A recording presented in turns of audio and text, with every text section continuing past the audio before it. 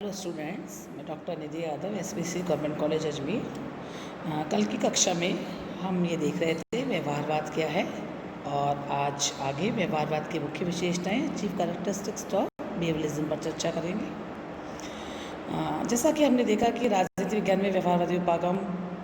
Second world war के बाद अंदाजन 1939 से 45 के बीच की स्थिति है, या हम कहें कि द्वितीय विश्व युद्ध के बाद इसको प्रतिष्ठा मिली।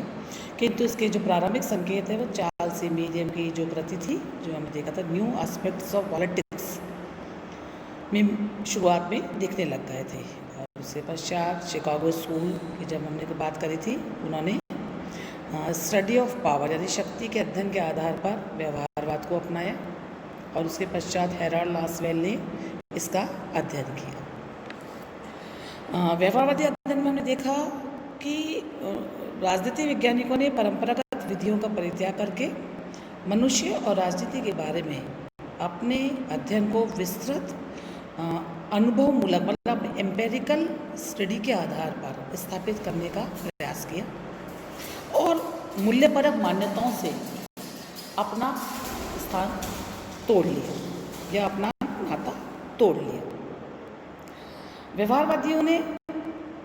परंपरागत राजनीतिक विचारक जो संवैधानिक और संस्थागत अध्ययन कर रहे थे उसको पीछे धकेला और एक व्यवहारपरक अध्ययन पद्धति को अपना लिया। इस प्रकार जब व्यवहारवादी अध्ययन राजनीति विज्ञान में प्रारंभ हुआ तो अनेक महत्वपूर्ण परिवर्तन हुए, जो यही व्यवहारवाद की मुख्य विशेषता है। सर्वप्रथम, अब राजनीति वैज्ञानिकों ने राज्य के कानूनी ढांचे का विवेचन करने से ही अपने आप को नहीं ये समझा कि हमारा कर्तव्यों की इतनी हो गई। अब वे छोटी छोटी इकाइयों पर अपना ध्यान केंद्रित करते हैं। जैसे उदाहरण के लिए जैसे मान लीजिए निर्वाचक मंडल, इंटरेस्ट ग्रुप यानी कि जो हित समूह होते हैं, और एलिट क्लास वो किस प्रकार से बिहेव करते हैं, और राजनीति की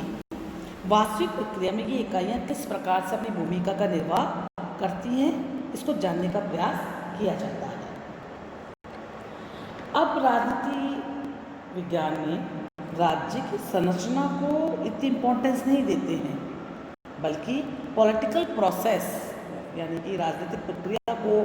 प्रमुखता दी जाती है, क्योंकि राजनीतिक प्रक्रिया का क्षेत्र बहुत जटिल है, विस्तृत भी है। इसके साथ ही साथ व्यवहारवादी उपागम में केवल पॉलिटिकल फोर्सेस पर ही ध्यान नहीं दिया जाता, बल्कि कानूनी ढांचे के भीतर जो अलग प्रकार की सामाजिक और आर्थिक शक्तियाँ जो राज्य की गतिविधियों को नियंत्रित करती है, उनका भी अध्ययन किया जाता है। दूसरी विशेषता जो हम व्यवहारवाद की देखते हैं कि अब इस उपागम के चलन से राजनीति का जो अध्ययन का क्षेत्र है वो बहुत अधिक विस्तृत हो गया है। अब राजनीतिक अध्ययन को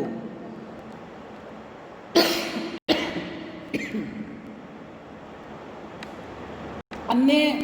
तरीकों से भी जानने का प्रयास किया जाता है, या हम ये कह सकते हैं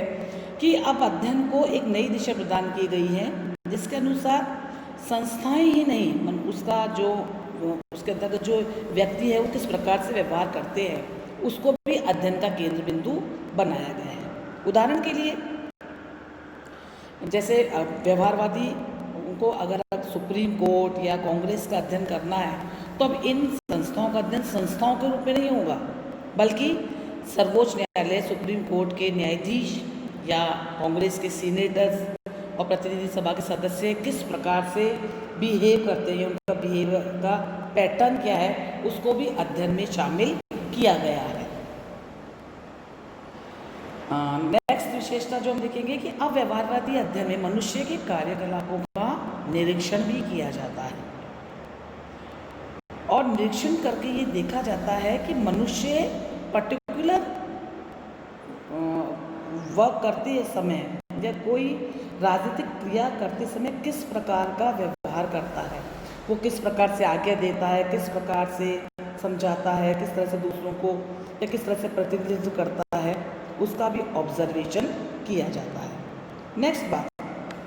अब व्यवहारवादी अध्ययन में परिमापन की जो विधियां हैं, मेथड्स और मेजरमेंट्स हैं, उसमें कंप्यूटर का बहुत अधिक प्रयोग किया जाता है, नई नई अनुसंधान विधियों का प्रयोग किया जाता है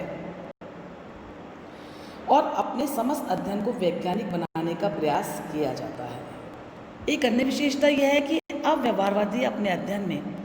सभी सामाजिक विज्ञानों में आपस में एकता की तलाश करते हैं। मतलब राजनीति विज्ञान के अध्ययन के लिए न केवल मनोविज्ञान, समाज विज्ञान की आवश्यकता है, बल्कि इनमें जो शब्दावली यूज़ की जाती है या इन विषयों में जिस प्रकार से अनुसंधान विधि का प्रयोग किया जाता है, उसका भी हम लोग यूज़ करते हैं। और अंत में हम ये कह सकते हैं कि व्यवहारवाद की अंतिम विशेषता यह है कि वो एक एम्पिरिकल थ्योरी, एक आनुभविक सिद्धांत का विकास करना चाहते हैं, जिसके माध्यम से राजनीति व्यवहार के नियम प्रस्तुत किए जा सके। और एक प्रमुख विचारक जो हम जानते हैं, व्यवहारवाद के जन्मदाता भी हैं, डेविड ईस्टन, वो समप रूप में या निष्कर्ष रूप में कहते हैं कि व्यवहारवाद में कुछ प्रमुख मान्यताएं ये हैं कि मनुष्य के राजनीतिक व्यवहार में कुछ ऐसी नियमितताएं पाई जाती हैं जिनको आइडेंटिफाई किया जा सकता है और उनको एक जनरल थ्योरी के रूप में एक्सप्रेस भी किया जा सकता है, व्यक्त किया जा सकता है। इसी से जुड़ती है वो दूसरी बात कहते हैं कि अब ये जो मनुष्य का जो व्यवहार है या उसकी जो व्यवहार की जो नियमितता है, उनकी जांच की जा सकती है और ये जो जांच की जाएगी वो आँख मीच की नहीं होगी, बल्कि बाकायदा जो साइंटिफिक थ्योरीज है उसके आधार पर इनको जानने का प्रयास किया जाएगा। व्यवहारवादियों का यह भी मानना है कि जो संपूर्ण अध्ययन है, अनुसंधान है, वो व्यवस्थित होना चाहिए।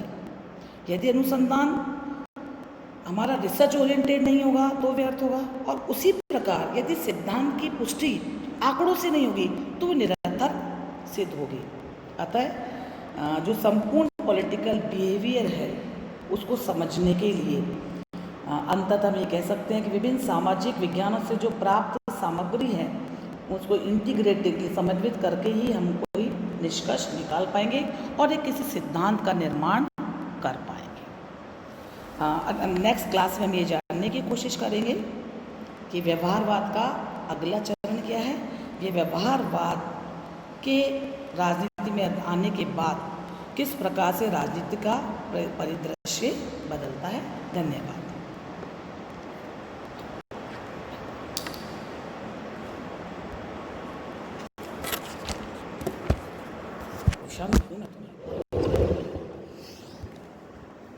साला